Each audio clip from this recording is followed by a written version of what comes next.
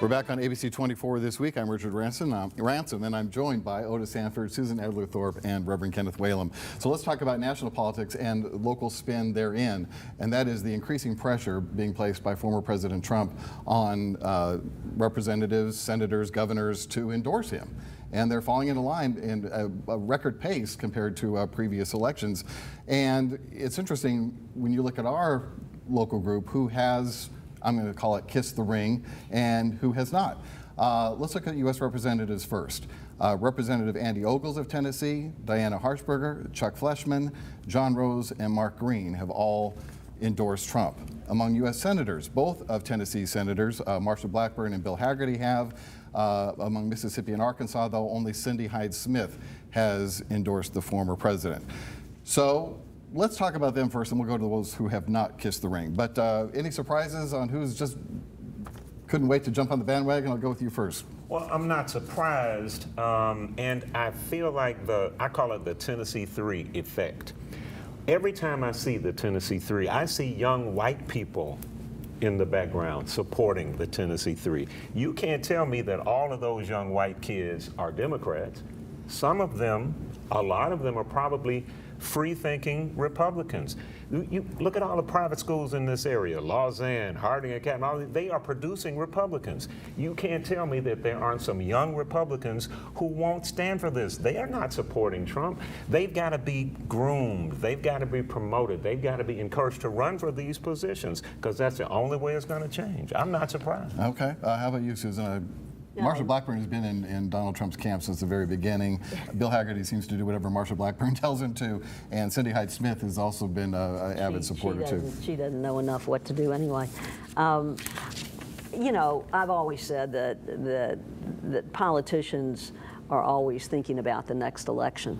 We have very few statesmen in this state, and statesmen are those that think about the next generation. So these are all they're Republicans, they represent districts that are very ruby red, and they want to appeal to their constituents, and their constituents are probably very much behind Donald Trump. Well, that's and where they're going to be. I mean, that is probably who the constituents wish them to support. Yeah. And when you look at the polls I've seen, this is, Donald Trump is steamrolling toward the nomination. There's nothing to stop him. Well, especially in states like Tennessee, but there's a big country out there.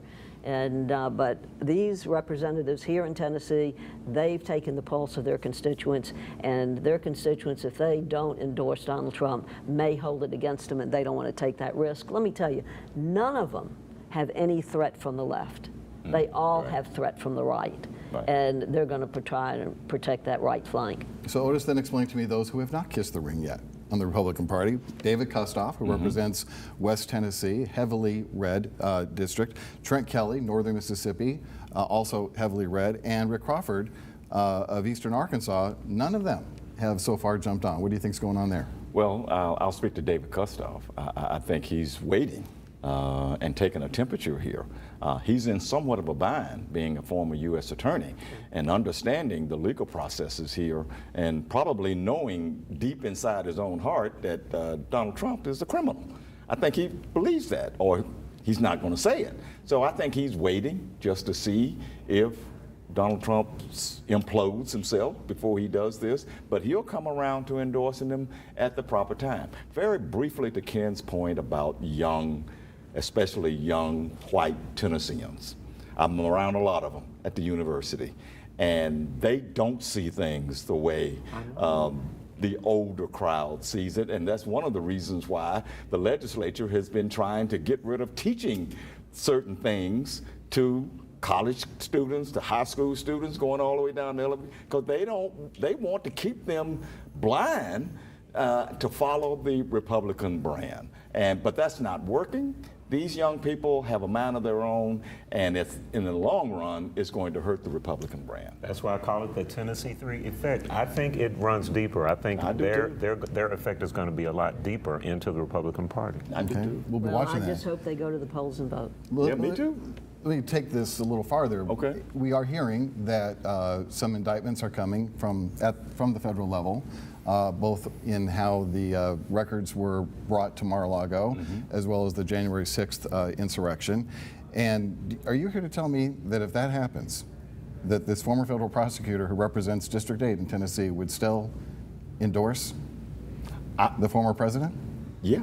I wouldn't be surprised. I would not either, because what he's going to say is there's some questions about the investigation. There's some questions about the FBI. There's some questions of, I mean, it makes no sense, but that's what he'll lean on to say. Well, it depends whether he wants to be congressman or not. Yeah. There you go.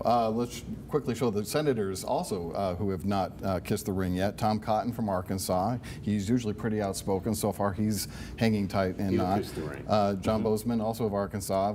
I call him the silent senator because I don't think I've ever interviewed the guy, and he's been in office forever. And Roger Wicker of Mississippi also has made no decision in terms of who he'll be endorsing. Any surprises there? I think of all three of those, I think Roger Wicker has shown to be the most somewhat independent person in that group. And I would not be surprised if he just stays out of it until it's obvious who's going to get the nomination. Hasn't Trump already been convicted of something? Well, yeah. If he's not a Last criminal, like Otis said, if he's not a criminal, he's at least, new word, a tortionist, because wasn't he found Guilty of or battery liable of a and tort? defamation, but it was a civil case. It's a civil But it's a case. conviction nonetheless. It is. Yeah, he has been held liable for abuse and defamation. Okay. Period. We'll be watching it for sure. It promises to get interesting, as it always does around here. That's going to do it for us this week. We want to thank my panel for being here very much, Otis, Susan, and Ken, and thank you at home as well. We'll see you next week for ABC24 This Week.